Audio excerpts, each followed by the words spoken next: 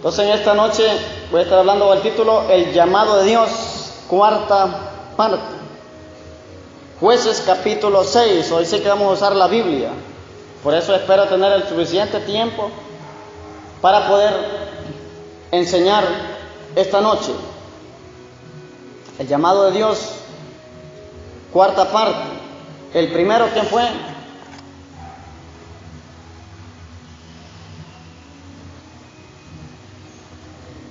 El primero fue Jonás.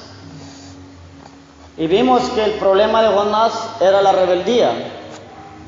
Jonás había sido llamado por Dios a ser profeta, pero en cierto momento se rebeló porque no quería ir. Vimos el número 2, que era el apóstol Pablo. Y el problema de él era que era un asesino, o sea, no tenía credibilidad cuando se convirtió a Cristo, porque todos pensaban que Pablo lo que era una estrategia para agarrar, porque puede ser una muy buena estrategia. ¿De qué manera? Pablo habrá dicho: yo me convertí a Cristo y puedo predicar. Incluso vamos a reunirnos en tal lugar y toda la iglesia cierren ahí, hoy los vamos a matar. Pues, entonces eso es lo que tenían los cristianos de aquel tiempo. Hubo un tiempo que en el oriente estaba difícil predicar la palabra. Cuentan una anécdota. Y dicen que estaba una iglesia reunida en un subterráneo y estaban predicando la palabra, y llegaron un montón de personas con armas y con pasamontañas, que le llamamos, con gorros. El asunto es que llegan y entonces empezaron ahí a hacerle con las pistolas.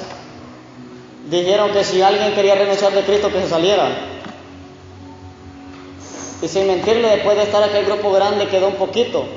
¿Sabe lo que sucedió después? Dice que los hombres dejaron sus armas y se quitaron el pasamontaña, y de que dijeron: hoy sí vamos a adorar lo que en realidad morimos por Cristo. O sea, solamente fue una estrategia que tenían para ver si en realidad toda la iglesia estaba dispuesta a morir por Cristo. Entonces, que quitaron los pasamontañas y dejaron sus armas, hoy sí lo vamos a quedar los que verdaderamente dicen: vamos a adorar a Cristo, dice que estamos dispuestos a dar su vida por Él. Imagínense que los pase eso aquí. ¿Renunciaría usted? Entonces, en la prueba se mide el guerrero. En la prueba se mide el cristiano en peligro de muerte, de salud, de deudas, de enfermedad. Jueces capítulo 6, versículo 1 al 14. Vamos a estar hablando hoy de Gedeón. Hablamos de Jonás por su rebeldía, el apóstol Pablo, el problema era que era un asesino. Y de ahí hablamos de Moisés, que el problema de Moisés, ¿cuáles eran las excusas? Les decía yo que Moisés había sido asesino también, pero el problema de él no era que no le iban a creer. El problema de él era las excusas que puso, porque dijo: voy a rogar porque debes de enviar, y lo estaban enviando a él. Entonces Dios quería enviar a Moisés, pero Moisés quería orar, interceder para que enviara a otro. Entonces él dijo que el problema de él era que no podía hablar bien, era tardo del habla, y le dijo: no tienes a tu hermano Aarón que habla bien. O sea, para Dios no hay excusas. Y entonces lo que hacía Moisés era que enviaba el mensaje a Aarón, y Aarón al pueblo de Israel, y sacó a todo el pueblo de Israel sin armas, sino solamente con una vara, que se le denominó la vara de Dios. No la vara de Moisés, la vara de Dios. Jueces capítulo 6, llamamiento de Gedeón. Dios llama aquí a Gedeón. ¿Cuál era el problema de Gedeón? El temor. Tenía temor. Y antes de pasar a los puntos más adelante, le voy a dar anticipadamente algo que Dios me dijo.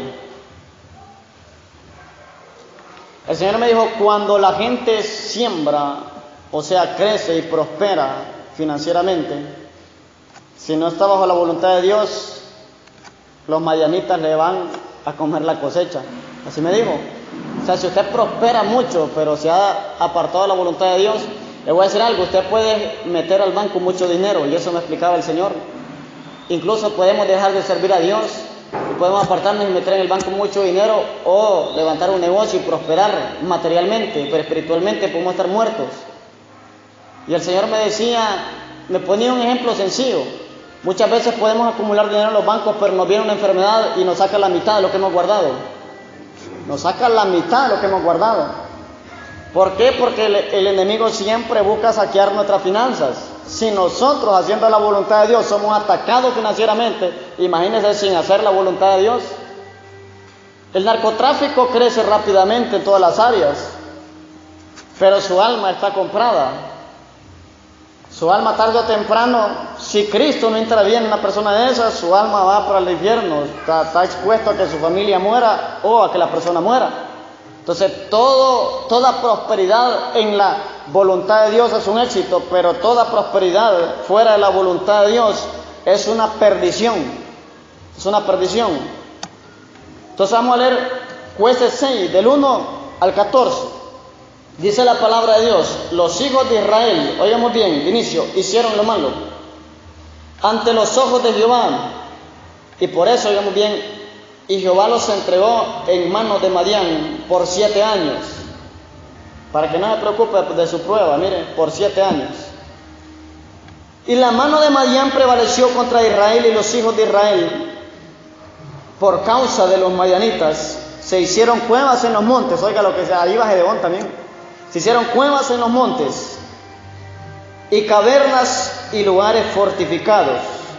Pues sucedía que cuando Israel oígamos bien, había sembrado, subían los madianitas y amalecitas, y los hijos del oriente contra ellos subían y los atacaban.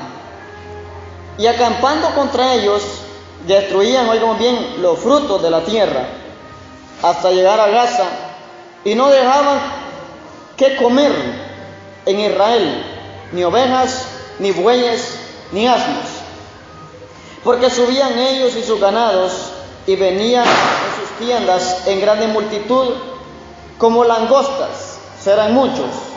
Ellos y sus camellos eran innumerables, así venían a la tierra para devastarla. De este modo empobrecía a Israel en gran manera por causa de Madián. Y los hijos de Israel clamaron a Jehová, ahí donde la gente clama. Y los hijos de Israel clamaron a Jehová a causa de los madianitas. Jehová envió a los hijos de Israel un varón profeta, el cual les dijo, oigamos bien la palabra que les envió Jehová: así ha dicho Jehová, Dios de Israel: yo os hice salir de Egipto y os saqué de la casa de servidumbre. Os libré de mano de los egipcios y de mano de todos los que os afligieron, a los cuales eché delante de vosotros, y os di su tierra. Y os dije: yo soy Jehová vuestro Dios, no temáis a los dioses de los amorreos en cuya tierra habitáis. Pero dice aquí: pero no habéis obedecido a mi voz. Y vino el ángel de Jehová y se sentó debajo de la encina que está en Ofra, la cual era de Joás Abieresita, y su hijo Gedeón estaba sacudiendo el trigo en el lagar. Por eso les digo, Dios siempre llama a personas ocupadas. ¿Qué estaba haciendo Gedeón? Estaba sacudiendo trigo para sacar grano. Gedeón estaba sacudiendo el trigo en el lagar para esconderlo de los madianitas. Y el ángel de Jehová se le apareció y le dijo: Jehová está contigo, varón esforzado y valiente. Y Gedeón le respondió: Señor mío, si Jehová está con nosotros, oigamos bien, qué pregunta, si Jehová está con nosotros, ¿por qué nos ha sobrevenido todo esto? ¿Y por qué les vino? Versículo 1, hicieron lo malo ante los ojos de Dios. Versículo 10, no obedecieron la voz de Jehová. Y hoy Gedeón le dice: ¿por qué nos ha sobrevenido esto? Si estuviera con nosotros, no nos hubiera sobrevenido todas estas cosas. ¿Y dónde están todas sus maravillas que nuestros padres nos han contado, diciendo: no nos sacó Jehová de Egipto? Y ahora Jehová nos ha desamparado y nos ha entregado en mano de los madianitas. Y mirándole Jehová, le dijo: ve con esta tu fuerza y salvarás a Israel de la mano de los madianitas. No te envío yo, le dice. Lo mismo que le pasó a Moisés, le estaba diciendo que yo soy, te he enviado, yo soy, te va a enviar, yo soy, hará milagros. Entonces lo que le estaba dando a entender es que no importa el enviado, sino quién lo envía. No importa quiénes seamos nosotros, sino quién nos ha llamado? ¿Quién nos ha enviado?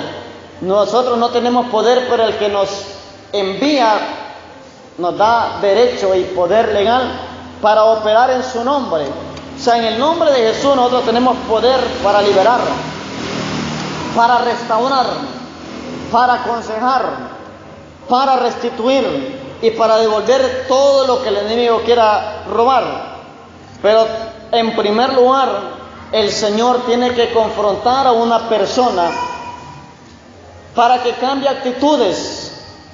A Gedeón lo tuvo que sacar del espíritu de temor, porque el pueblo de Israel había entrado en un temor porque sembraban porque tenían que comer, pero con el temor de que después de la siembra estuvieran expuestos a que les robaran el trigo, a que les robaran la cebada, a que les robaran las ovejas, a que les robaran el ganado. Yo creo que hasta los partos de las vacas, yo creo que dices, a ver si estoy sembrando, estoy parteando para los madianitas.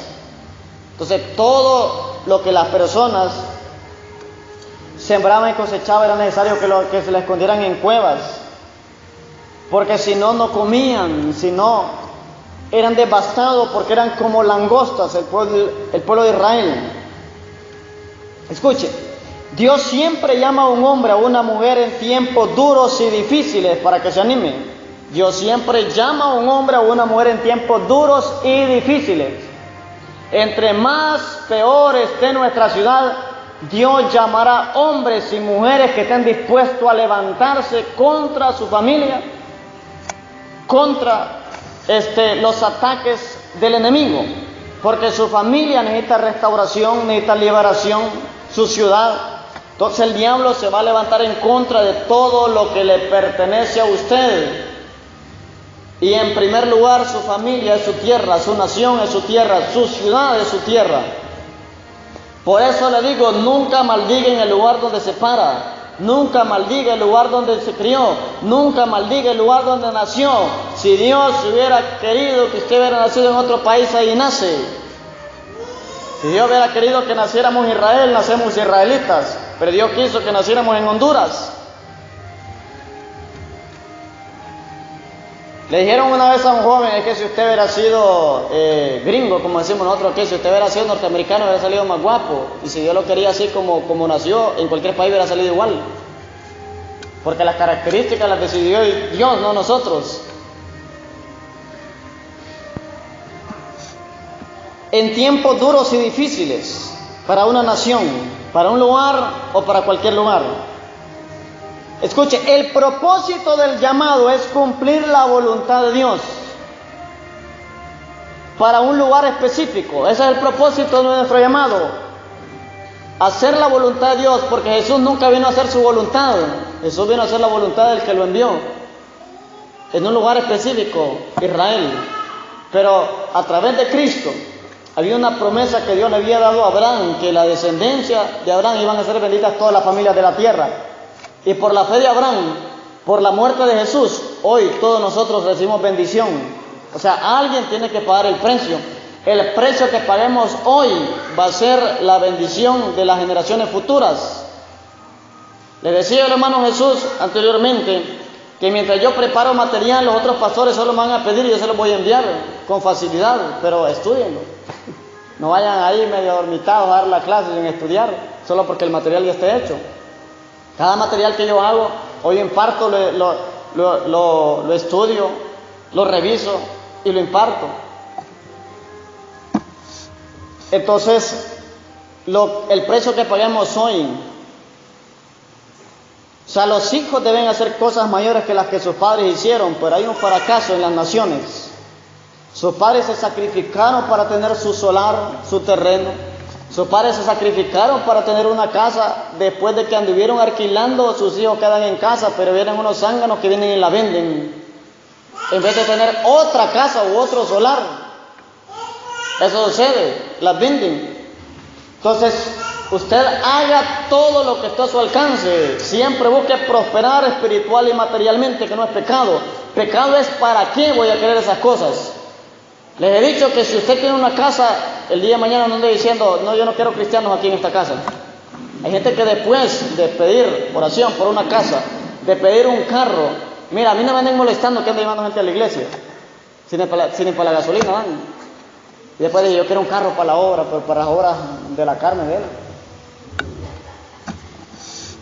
Entonces, todo lo que nosotros nos propongamos que sea para bendecir el reino de Dios, que sea para que ayudemos en el reino de Dios. Todo lo que Dios nos da, nosotros debemos ponerlo a disposición del reino de Dios. Dones, talentos o lo que hagamos, nos sirve. Entonces, escuche, cuando Dios llama, provee, respalda, guía y protege. 4 cosas. Cuando Dios llama, provee. O sea, si Dios nos manda a hacer algo, Él tiene que enviar la provisión. Puede ser a través de cristianos o a través de personas que no conocen ni a Cristo. Cuando Dios llama, provee. O sea, si Dios lo mandó a hacer algo, Dios le va a dar la provisión. Dios da la visión, entonces que Él también dé la provisión. Número 2, Dios respalda la obra. ¿Con qué? Con sanidades, con liberaciones, con milagros, con palabras proféticas, con confirmaciones.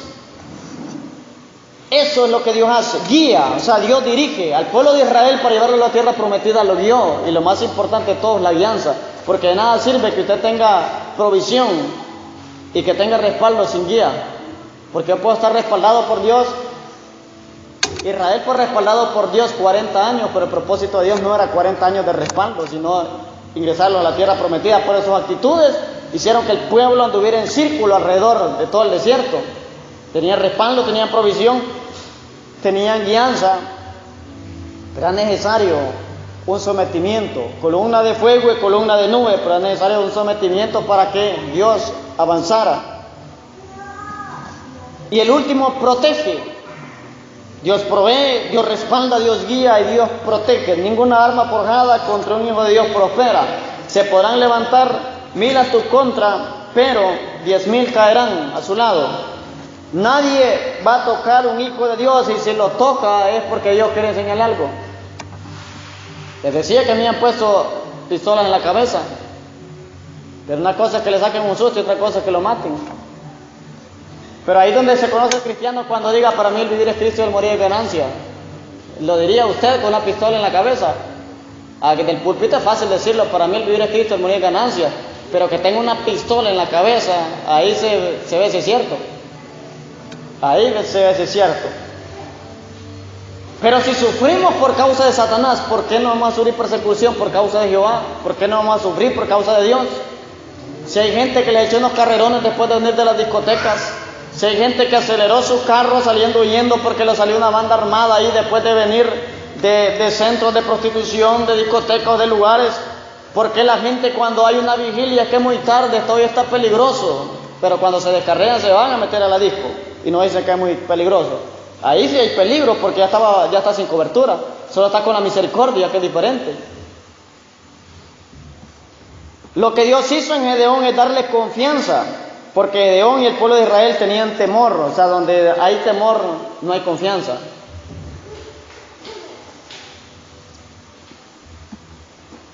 Número 1, los hijos de Israel hicieron lo malo ante los ojos de Jehová. Esa es la primera causa porque el temor vino. Los hijos de Israel hicieron lo malo ante los ojos de Jehová. Eso aparece en el versículo 1. Ellos hicieron maldad. Cuando hay maldad después se viene el temor. ¿Qué es lo que sucede después de que la gente peca? Le da miedo, porque después viene la confesión y tarde o temprano hay que tener que confesar. Después le da miedo. ¿Qué me da miedo? En cualquier área le va a dar miedo. Pero si la gente actúa mal, entonces Jehová se aparta, los entrega en manos de los verdugos, de madianitas. Escuche, a causa del pecado, Dios los entregó por 7 años a los madianitas. Y si en esos 7 años no reflexionaban, entonces les iba a ir peor, les iba, si es posible, a aumentar más años. Entonces 7 años, ¿cuánto tiempo tiene su prueba? ¿Cuánto tiempo está siendo procesado? Usted sabe que Dios lo está moldeando, lo está perfeccionando, o hizo lo malo delante de los ojos de Dios, y por esa causa Dios, usted abrió una puerta abierta y Dios le dio órdenes a las tinieblas. Le voy a decir algo. Cuando hay puertas abiertas, el diablo tiene toda la autoridad de decirle a Dios, mira, hay una puerta abierta. Entonces Dios, lo único que tiene que quedarse callado. Y el cristiano debe reflexionar y Dios dirigirlo. A causa del pecado, Dios se apartó de ellos. Y sobrevino temor. ¿Y salieron qué? Huyendo. O sea, el pecado hizo que ellos huyeran. Versículo 2, lea el versículo 2. Jueces 6:2.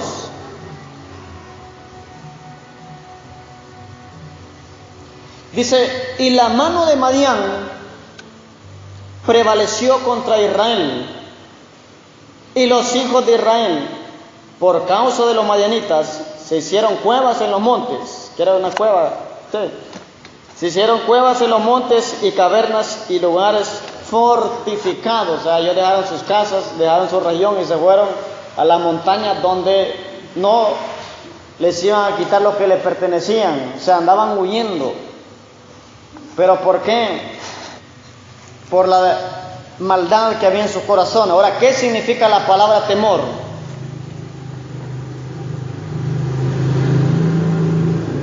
Ellos tenían temor de los madianitas porque ellos podían haber pensado, a mí siempre que leo la Biblia me gusta usar la imaginación, o sea, más allá hay cosas que no están en la Biblia, pero se puede usar la lógica. Ellos tal vez han de haber dicho, nosotros estamos cosechando, estamos sembrando, nos cuesta nuestro ganado, nuestras ovejas, ellos vienen y nos torturan, nos golpean y nos roban las cosas. Pero ¿qué es algún pensamiento de uno sobre ellos? Dice, y cuando no tengamos nada, ¿qué van a hacer? Nos pueden hasta matar, porque no tenemos nada. Porque si los madianitas no iban a otro lado y sabían que los hijos de Israel, más que ya estaba asignado de parte de Dios que podían estar subyugados, entonces ellos ya sabían dónde había comida, dónde la gente trabajaba y solo era recibir algo que ellos no habían sembrado. Entonces la palabra temor significa miedo, sentimiento de inquietud y de incertidumbre. Eso significa miedo, sentimiento de inquietud y de incertidumbre. O sea, cuando alguien tiene temor, obviamente tiene miedo, pero sus sentimientos de inquietud. Si hay gente que está acostada y solo escucha un cohete ahí, solo escucha pólvora, queman, un tiro, yo creo que es temor, miedo, inseguridad. Y tal vez un cohete, pólvora que están quemando, a saber a quién mataron ahí. Bien con un miedo que no duermen bien.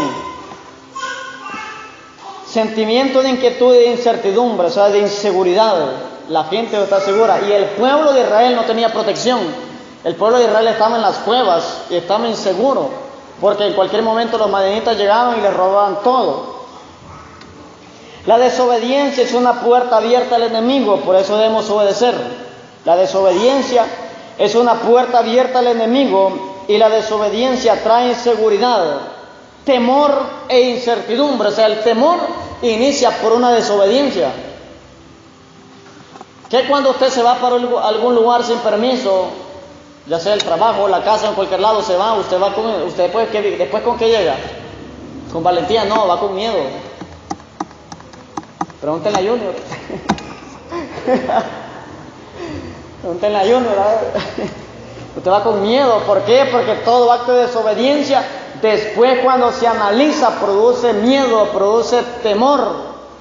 Entonces, de incertidumbre, de inseguridad, y tarde o temprano tenemos que enfrentar las cosas.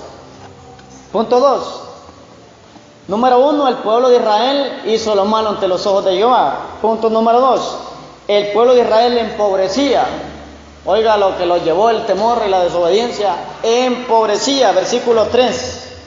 Jueces 6:3 al 7. El pueblo de Israel empobrece. Todo pecado va a hacer que la persona empobrezca. Y el pecado que trae finanzas, el pecado que trae prosperidad, tarde o temprano va a decaer, si no es su vida o lo que usted ha edificado. Muchas personas prosperaron en el narcotráfico, pero vinieron, los investigaron y les incautaron todo lo que les había costado. Muchos están en la cárcel, otros tuvieron que asesinar a su familia, otros ellos murieron y no disfrutaron nada. Entonces tarde o temprano va a decaer cualquier prosperidad que no venga de parte del Señor. Jueces 6:3. El pueblo de Israel empobrecía. Pues sucedía que cuando Israel había sembrado, subían los madianitas y amalecitas y los hijos del oriente contra ellos. Subían y los atacaban. Había guerra.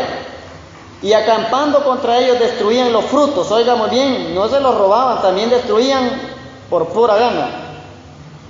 Destruían los frutos de la tierra hasta llegar a Gaza, y no dejando que comer en Israel, ni ovejas, ni bueyes, ni asnos, porque subían ellos y sus ganados, y venían con sus tiendas en grande multitud como langostas. Ellos y sus camellos eran innumerables.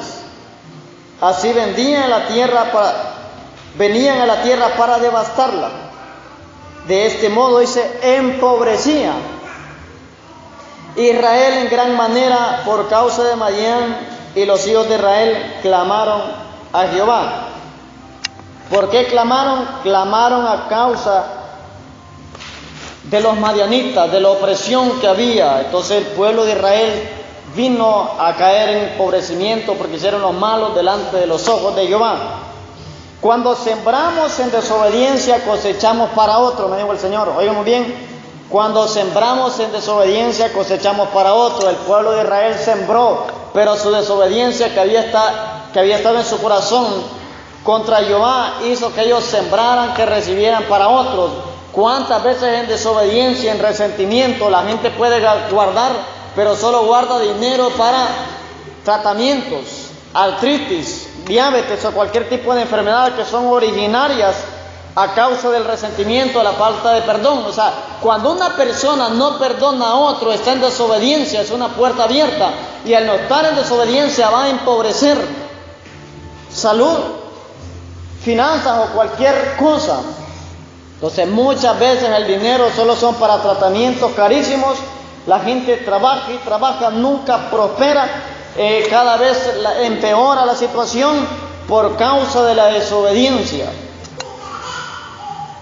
Escuche, de nada sirve que usted prospere si la cosecha la disfruta su enemigo. Y no le estoy hablando de carne y sangre aquí. Pero de nada sirve que usted prospere, de nada sirve que usted gane mucho dinero si todas las bendiciones las disfruta el médico. No digo que el médico es su enemigo sería la enfermedad. Pero obviamente él está trabajando porque de eso trabaja el médico. ¿De qué sirve que usted gane dinero si su hijo se mete a grandes líos y después le toca pagar una gran cantidad para sacarlo de la cárcel? Toca pagar 80,000, 100,000, 120,000 lempiras para sacar a su familiar, a su hijo o cualquier persona de la cárcel. Le está robando Madián. ¿De qué sirve que usted ahorre, guarde dinero, si a la hora se le enferma un hijo, se le sana, se le enferma el otro, se le sana y se le enferma a otro, se le enferma la mujer o se le enferma el marido? Fuga, Madián. Madianitas pueden operar de muchas maneras. Todo dinero y prosperidad que lo aparte usted de la voluntad de Dios, tarde o temprano será su ruina.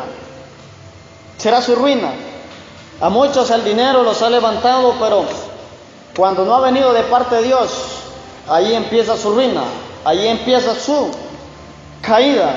Y el dinero que nosotros manejemos, sea para alimentos, sea para vestuario, sea para la familia, sea para los hijos, pero ahí se incluye el reino de Dios.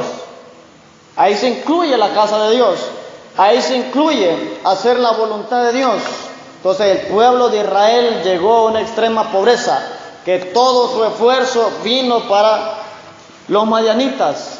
Incluso ni se gozaban del fruto porque los madianitas no llevaban ellos a traer los sacos de trigo, sino que allá arrasaban con todo, iban con los camellos, iban con todas las tiendas. Incluso imagínense los camellos comiéndose el fruto, imagínense esos caballos, todo lo que ellos tenían comiéndose el fruto de la tierra que ellos tenían, y ellos pisoteaban, pasaban con todas las veces ahí pisoteando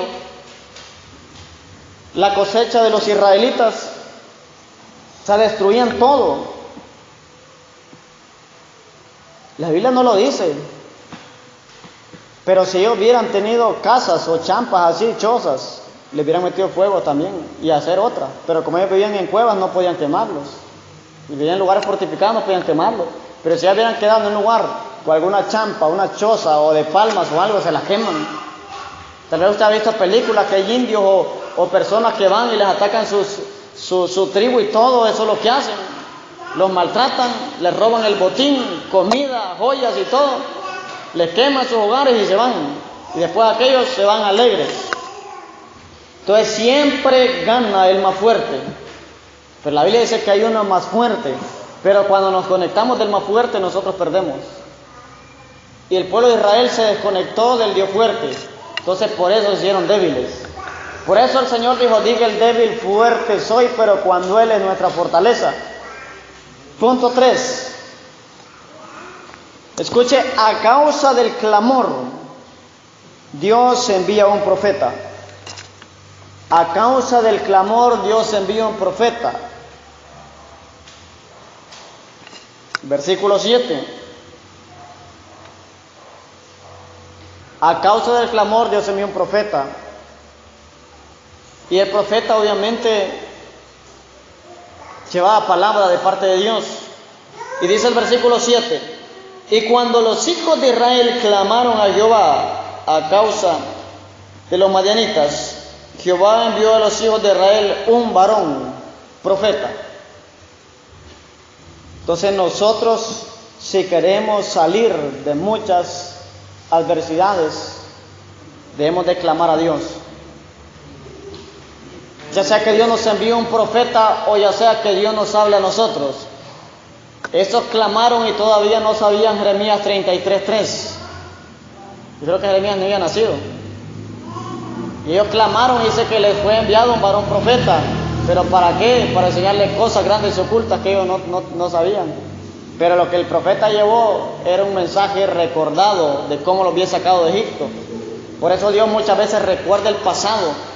Porque lo que le está a entender al pueblo de Israel y esta hora a nosotros es que si Dios lo libró de la muerte, si Dios lo libró de la deuda, si Dios lo libró de la enfermedad en el pasado, también lo puede hacer hoy.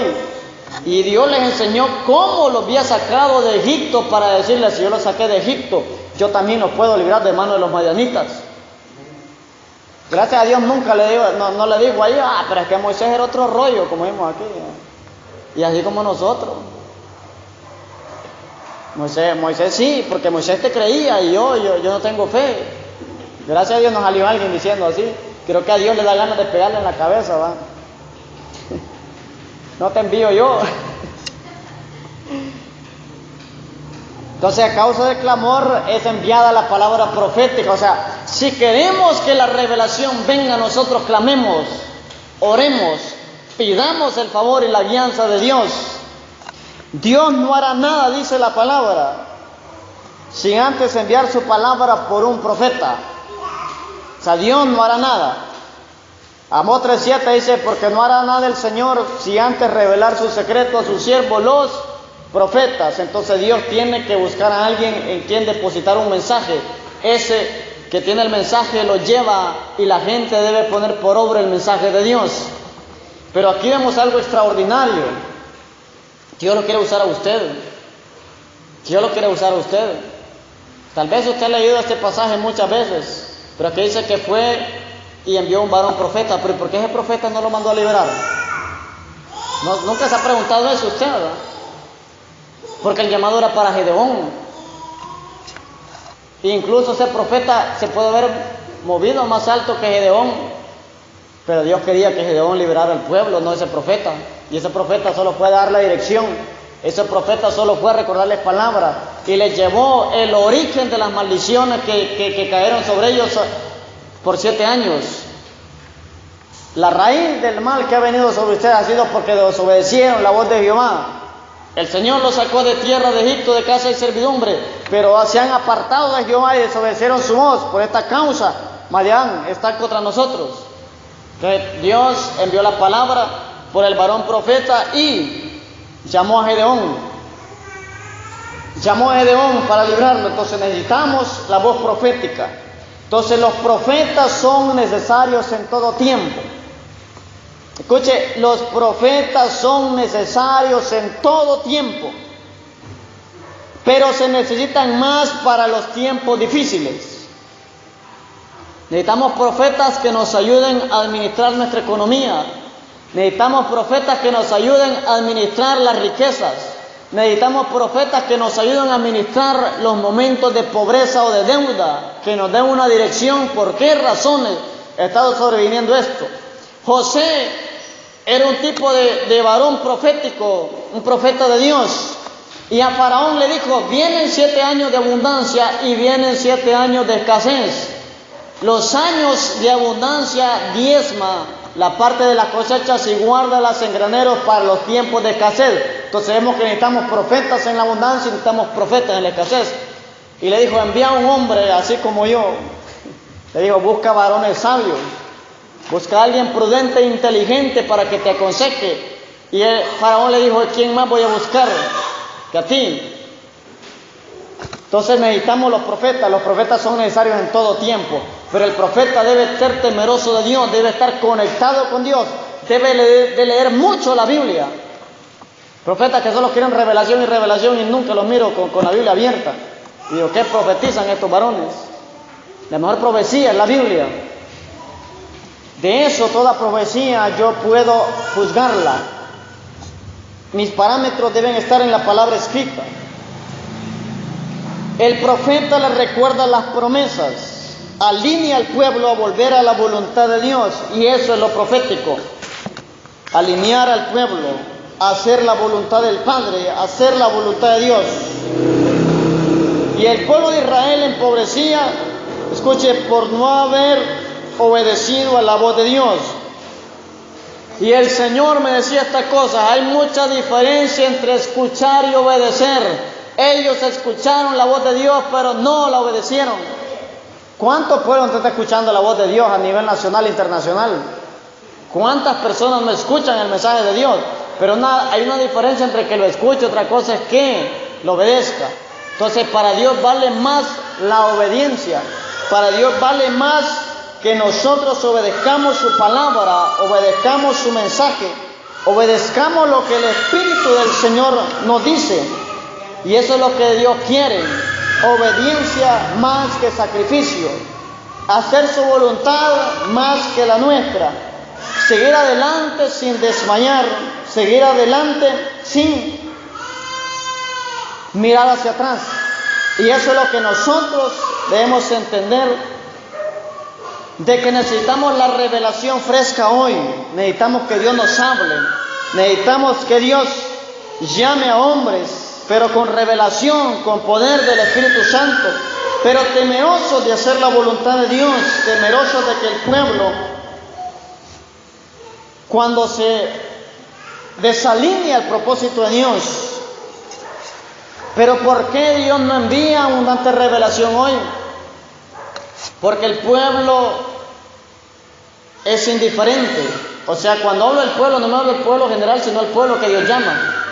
Cuando usted es indiferente a la necesidad de Honduras, Dios jamás le va a revelar qué quiere hacer con Honduras. Cuando usted es indiferente a la necesidad de su barrio, jamás le va a revelar cuál, le va a revelar cositas por encima. Pero a veces le digo, ¿por qué a tales personas Dios le revela más que esto y el otro? Pero como le digo, para que usted quiera saber lo que Dios quiere hacer en Honduras, tiene que ponerse Honduras en el corazón. Si no está en su corazón, su país, si lo está maldiciendo, es muy difícil que Dios le hable. Si usted no quiere ni su barrio, es mucho peor. Entonces Dios le va a hablar de acuerdo al amor que tenga para alguien o para algo. Eso es lo que Dios quiere, que amemos nuestra nación, que amemos nuestra familia, que nos rindamos a hacer la voluntad de Dios y que escuchemos la voz profética. Pero por eso le digo, ore, pídale a Dios discernimiento, porque no toda voz profética viene de Dios. Siempre toda voz profética debe de alinearlo a los propósitos de Dios. La voz profética nunca viene para sacarlo de una iglesia, para ponerlo en contienda en su familia, sino para alinearlo a su voluntad.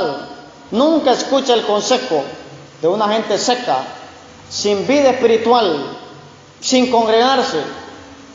Busque gente temerosa de Dios, gente que ora. Punto número 4, avanzo por el tiempo. Dios llama a Gedeón. Dios llama a Gedeón. Podemos ver todo el proceso de este pasaje. Número uno, hubo maldad en el corazón de los israelitas y se apartaron de Dios. Todo corazón lleno de maldad está lejos de Dios. Y a causa de la maldad vino temor sobre ellos. Y el temor le daba inseguridad e incertidumbre, pero más que todo eso, el pueblo de Israel empezó a decaer, empezó a empobrecer. Pero ¿qué es la gente que se aparta de Dios y dice, no, yo hoy me estoy levantando más financieramente? Si aún José dijo que eran 7 años de prosperidad y 7 años de escasez, hay momentos de escasez que se pueden presentar, pero ahora, ¿de quién me estoy sosteniendo? Cuando estamos prosperando financieramente nos podemos sostener del dinero, no nos falta nada, tenemos salud, pero cuando ya no tenemos de dónde agarrar, que Dios nos procese, que Dios dice, tu Dios hoy es mamón, tu Dios hoy es el dinero, viene una temporada de escasez, ¿de dónde se va a agarrar? La única manera donde nos podemos sostener nosotros es de Jesús, de Cristo. No hay algo que podamos agarrarnos, sostenernos. Versículo 11, 14. Jueces 6, 11, 14. Dice, y vino el ángel de Jehová y se sentó debajo de la encina que está en Ófora, la cual era de Joás Abieresita. Y su hijo Gedeón estaba sacudiendo el trigo en el lagar para esconderlo de los madianitas. Y el ángel de Jehová se le apareció y le dijo, Jehová está contigo, varón esforzado y valiente. Pero en este caso Gedeón solo era esforzado porque trabajaba. La valentía le decía a Dios porque eso era lo que él iba a poner en él. Y Gedeón le respondió, Señor mío, Jehová está con nosotros. Sí, Jehová está con nosotros. ¿Por qué nos ha sobrevenido todo esto? ¿Y dónde están todas sus maravillas que nuestros padres nos han contado diciendo, no nos sacó Jehová de Egipto? Y ahora Jehová nos ha desamparado y nos ha entregado en mano de los madianitas. Y mirándole a Jehová le dijo, ve con esta tu fuerza y salvarás a Israel de la mano de los madianitas. No, te envío yo, o sea, te estoy enviando yo. Ten seguridad, yo te traeré respaldo, te traeré confianza. Entonces el Señor me dijo estas cosas. Dios llamó valiente a Gedeón con el propósito de cambiar su mentalidad. O sea, cuando Dios le dice algo, lo primero que quiere cambiar es su mentalidad. Jesús cambió la mentalidad de sus 12 discípulos. Y en el Antiguo Testamento el Señor le dijo, diga al débil fuerte soy, cambio de mentalidad. Diga el pobre rico soy, cambio de mentalidad. El enfermo sano soy, cambio de mentalidad. O sea, cambio significa la inversa de lo que usted está pensando o de lo que usted cree de usted. Entonces era necesario que Dios le cambiara la mentalidad a Gedeón. Al pueblo de Israel era necesario que le cambiaran la mentalidad de ser esclavos a ser conquistadores. Si iban con la mentalidad de esclavos a Canaán, iban a ir a fracasar. Porque iban a ir, mire, quiero que nos den entrada ahí, me den pasar el río y vamos a trabajar para ustedes. Ellos estaban acostumbrados, 400 años trabajando como esclavos. Mucha gente murió siendo esclavos, pero la gente estaba acostumbrada a la esclavitud. Entonces ellos tenían que tener una mentalidad de conquista, una mentalidad de guerra, de poseer. Y por eso los viejos murieron y los jóvenes tuvieron que conquistar esa tierra. Mentalidad de conquista. Y Gedeón tenía temor. Si todo el pueblo tenía miedo. Entonces Dios quiso cambiar la mentalidad de Gedeón, de una mentalidad de temor a una mentalidad de valentía. Era necesario que la mentalidad de temor cambiara, porque si la mentalidad de temor no cambiaba, entonces Gedeón moriría junto con el pueblo de Israel. Porque usted puede estar en una batalla. Por eso cuando alguien está en guerra, liberando endemoniados, debe tener toda la certeza que Jehová está con usted. Porque los demonios saben si usted tiene temor. A ver la gente orando, intercediendo, hablando en lenguas, pero por dentro está el miedito, está el miedo. Usted debe tener la seguridad de que usted tiene el poder y la autoridad de Dios. Entonces Gedeón tuvo que ser libre de complejos para cumplir su llamado. Aparte del temor tenía otros complejos, ya le voy a decir cuáles son. Lee el versículo 15. Voy a avanzar lo más que pueda, no hay repetición. Estamos sobre tiempo. Jueces 6:15, porque hoy vamos a utilizar la Biblia y ahorita donde la vamos a utilizar es a lo que yo voy a llegar ahorita. Jueces 6:15. Después del temor tuvo que quitar unos complejos que tenía Gedeón. Dice el versículo 15.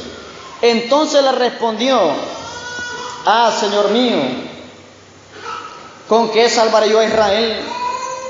He aquí que mi familia es pobre en Manasés, y yo el menor de la casa de mi padre. O sea, estaba complejado, igual que Saúl.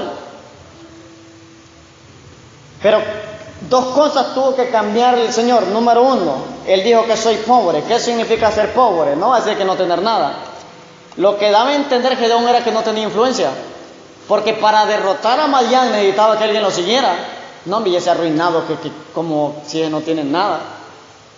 No tienen ni valentía, no tienen nada, y ando viviendo igual que nosotros, que esto y el otro. O sea, no tiene influencia. Si hubiera sido alguien de más influencia en Israel, o sea, tiene liderazgo. Eso no tenía liderazgo, no tenía influencia, era la más pobre. Más si le había a alguien peor para que lo siguiera, ¿va? Eso significa no tener influencia, ser pobre en el caso de Gedeón. O sea, no tenía dinero, pero también no tenía influencia. Número dos, dijo: yo soy el menor de mi familia. No era ni primogénito. Si los primogénitos eran los primeros que tenían que ir a la guerra, y los menores eran los que mandaban a hacer los mandados, los que dedicaban a cuidar ovejas, los que no servían para nada, pues, para que me entienda, esos eran los menores. Por eso decía: yo soy pobre y soy el menor. O sea, no soy ni primogénito, todavía no sirvo. Pero para el Señor todo es posible, porque David era el menor y también lo llamó a ser rey. Ahora vamos a ver la acción. Con esto vamos terminando. La acción de Gedeón para cumplir su llamado. La acción de Gedeón para cumplir su llamado. O sea, nadie puede cumplir su llamado sin acción. Y anote eso: nadie puede cumplir su llamado sin acción, porque la fe sin obras es muerta. Entonces, si alguien dice: yo quiero ser un gran líder, yo quiero ser un gran ministro de alabanza, yo quiero ser un gran predicador, actúe, accione. En lo poco son fieles a Dios, en lo mucho serán puestos. Entonces, versículo 16 es un versículo importante. Con eso inicio la acción de Gedeón. En primer lugar, Dios le promete a Gedeón estar con él. Eso es lo primero que Dios hace cuando llama a alguien: promete estar con él. A Moisés le dijo: mi presencia irá contigo y te daré descanso. A Saulo le dijo: yo te enseñaré lo que es necesario para padecer por mi nombre. Entonces, si alguien le va a enseñar, es porque va a estar con usted. Va a estar con usted. Entonces a Gedeón le dijo, verso 16, Jehová le dijo: ciertamente yo estaré contigo, y derrotarás a los madianitas como un solo hombre. Número 2, esto lo puede hacer usted también, depende cuál sea su situación. Gedeón pide señales. Todavía le pide señales. Mira, si vas a estar conmigo, te voy a pedir estas señales. ¿Dónde están las señales? Verso 17. Y él respondió: yo te ruego que si he hallado gracia delante de ti, me des ¿el qué? Señal de que tú has hablado conmigo. Entonces el siguiente fue que le pidió señales. Primer señal le pidió, pero ahí le pidió una segunda. Versículo 36, siempre Jueces 6:36, dice: y Gedeón dijo a Dios: si has de salvar a Israel por mi mano. O sea, segunda señal le está pidiendo. Como has dicho, he aquí que yo pondré un vellón, o sea, un bultito de lana de oveja en la era, y si el rocío estuviera en el vellón solamente, quedando seca toda la otra tierra, entonces entenderé que salvarás a Israel por mi mano, como lo has dicho. Y aconteció así pues, cuando se levantó de mañana, exprimió el vellón y sacó de él el rocío un tazón lleno de agua. O sea, solo de rocío, sin que se mojara toda la tierra, el rocío toda la madrugada. Mas Gedeón dijo a Dios, en esta misma señal le pide otra: no se encienda. Oigamos bien las tratos de Gedeón: no se encienda tu ira contra mí, si aún hablaré esta vez, solamente probaré ahora, dice. Otra vez, dice, con el vellón. Te ruego que solamente el vellón quede seco y el rocío sobre la tierra. Y aquella noche lo hizo Dios así. Solo el vellón quedó seco y en toda la tierra hubo rocío. O sea, lo probé de las dos maneras. ¿A qué más querés? Le haber dicho. Estás pidiendo más todavía. Entonces le pidió señales. Ahora, número 3. Gedeón presenta ofrenda a Dios. ¿Cuántos presentan ofrenda a Dios? Gedeón presenta ofrenda a Dios. Verso 18. Puede ser 6, 18. Dice, te ruego que no te vayas de aquí hasta que vuelva a ti, le dijo al Señor. Y saque mi ofrenda y la ponga delante de ti. Y él respondió, yo esperaré hasta que vuelva. Entonces sacó una ofrenda. Entonces el Señor me decía, los hombres de Dios son hombres de ofrenda. Vemos a este Eliseo que cuando fue llamado, los bueyes los destazó y el arado con eso hizo los bueyes. Entonces presentaron ofrenda. Entonces cuando alguien es muy agarrado con Dios, entonces digo, este hombre tiene que tratar Dios con ellos, porque los primeros en ser desprendidos son aquellos que Dios llama, por eso Dios lo va preparando. Gedeón pide señales. Gedeón presenta ofrenda a Dios. 4. A Gedeón se le fue el temor a los hombres. Eso me dijo Dios. A Gedeón se le fue el temor a los hombres y le sobrevino temor de Dios. O sea, me dijo el Señor, cuando alguien tiene temor mío, no le teme a nada. Así me dijo. Cuando alguien me teme a mí, no le va a temer a nada. Y Jesús lo dijo, no teman al hombre que mate el cuerpo y nada puede hacer. Tengan temor a Dios, porque después de muerto puede enviar su alma al infierno. Entonces cuando tememos a Dios, no le tememos a nada. Verso 23. Pero Jehová le dijo, paz a ti, no tengas temor, no morirás. Porque él creyó que iba a morir por ver a Jehová cara a cara. 5. Jehová pone paz en el corazón de Gedeón. Oigamos bien, Jehová pone paz. ¿Y cuándo vino paz en el corazón de Gedeón? Cuando la guerra estaba más recia, fuerte, cuando había pobreza. ¿Quién va a tener pobreza cuando lo estén robando? ¿Quién va a tener paz cuando lo estén saqueando? ¿Quién va a tener paz cuando no hay dinero? ¿Quién tiene paz que otro venga a robarle todo? Nadie, pero Dios sí la da. Dios da la paz en la escasez. Y entonces el verso 24 es donde encontramos la palabra Jehová Shalom, que significa Dios de paz. Esa paz fue la que le transfirió el Señor a Gedeón y le dio a entender que era un Dios de paz. Pero ¿cuál quiere decir? ¿Cómo que Dios de paz y lo mandaba a la guerra? Pero traía paz a su corazón de que iba a ser libre, él y su pueblo. Siguiente, número 6. Gedeón derriba los altares de Baal y Acera. Ya empezó la guerra. Jehová derriba los altares de Baal y Acera. Baal era el dios de todo el pueblo que estaba ahí alrededor. Israel lo había tomado. Versículo 25. Dice, aconteció que la misma noche le dijo Jehová, toma un toro del hato de tu padre, el segundo toro de 7 años, y derriba el altar de Baal que tu padre tiene. Oigan bien cómo se habían contaminado, que tu padre tiene, y corta también la imagen de Acera que está junto a él. Las órdenes de Dios. 7. Gedeón toma a otros hombres para cumplir su misión. O sea, cuando Dios llama a alguien, Dios va a poner hombres para que sigan y acompañen esa visión. En este caso llamó a 10. Voy avanzando más por el tiempo. A 10 hombres, versículo 27. Entonces Gedeón tomó 10 hombres de sus siervos e hizo como Jehová le dijo, mas temiendo hacerlo de día por la familia de su padre y por los hombres de la ciudad, lo hizo de noche, pero derribó, o sea, obedeció. Número 8. Dios escoge los hombres para la guerra.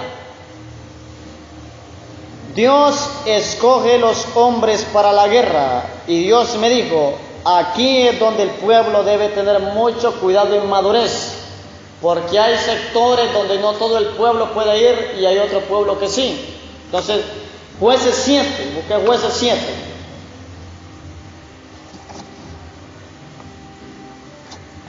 Jueces 7.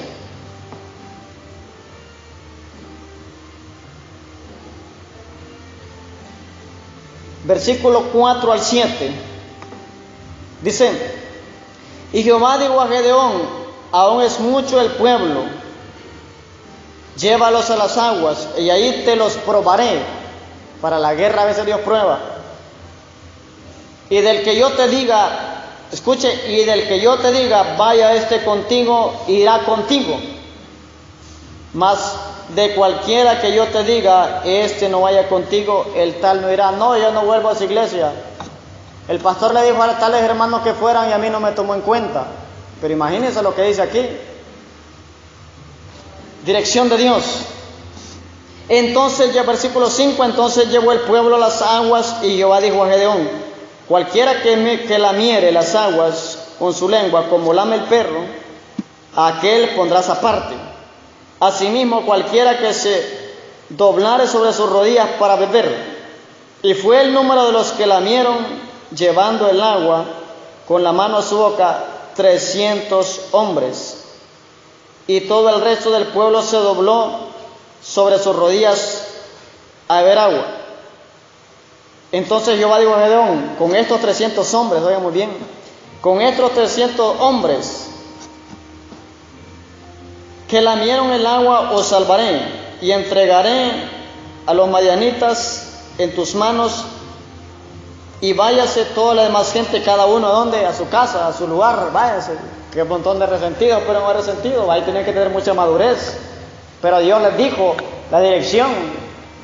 ¿Cuál era? Él necesitaba hombres dispuestos para la guerra. Aquellos hombres llevaron su agua hacia su boca, listos por cualquier ataque. Son personas listas, pero los otros no. Los otros de un solo se metieron, hasta los podían ahogar más bien ahí nomás. Entonces, lo que querían eran hombres astutos para la guerra. Entonces ahí con 300 hombres. Ahora vamos a leer el verso 12. 300 hombres, oigan muy bien cuántos eran los madianitas. Y los madianitas, los amalecitas y los hijos del oriente estaban tendidos en el valle como langostas en multitud. Y sus camellos eran innumerables como la arena que está en la ribera del mar en multitud. 300 hombres derrotaron a estos hombres. Número 9, solo son 10. Dios dirige a Gedeón por un sueño, o sea, dirección.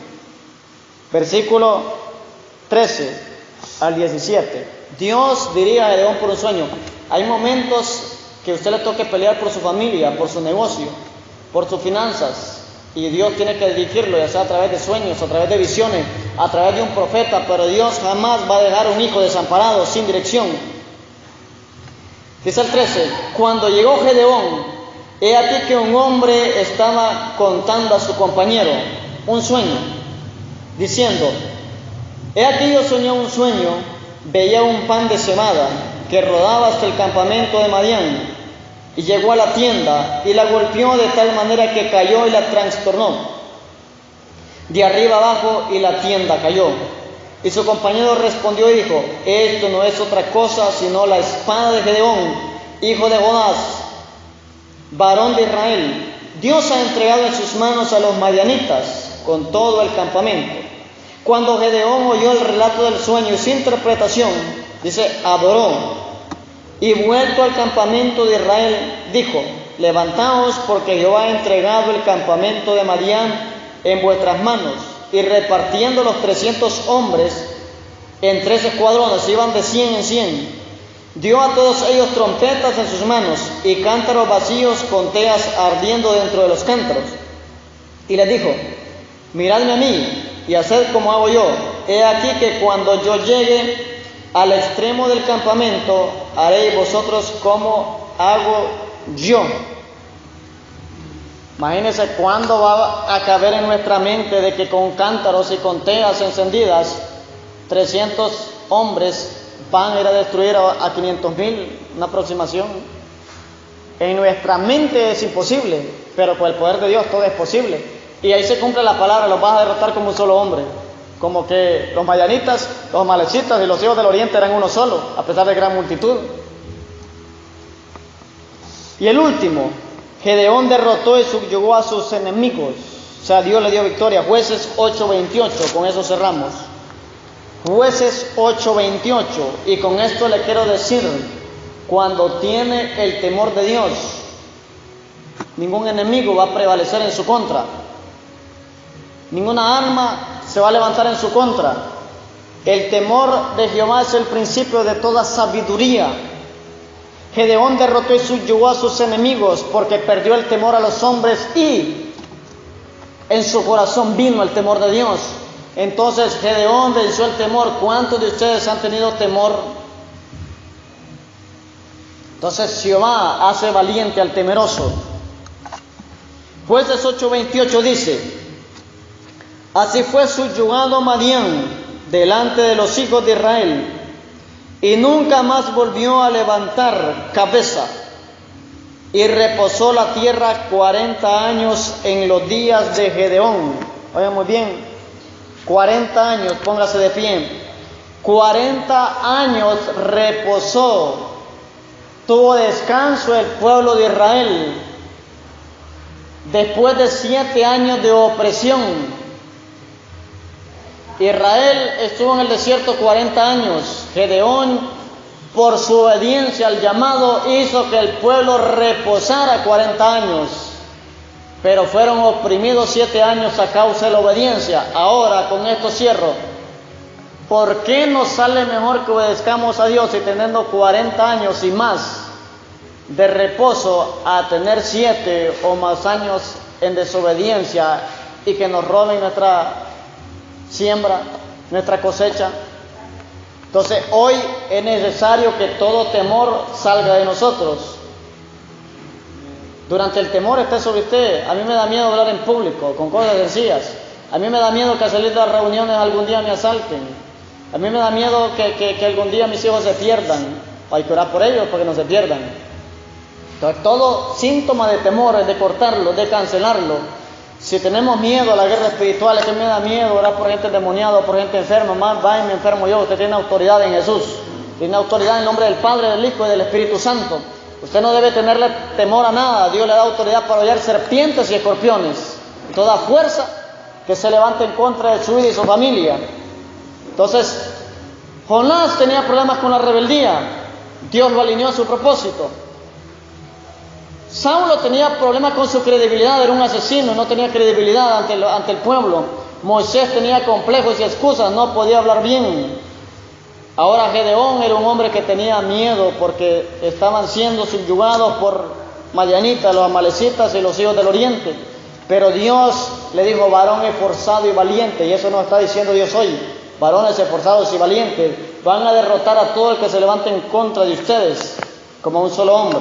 ¿Por qué? Porque Jehová está con nosotros.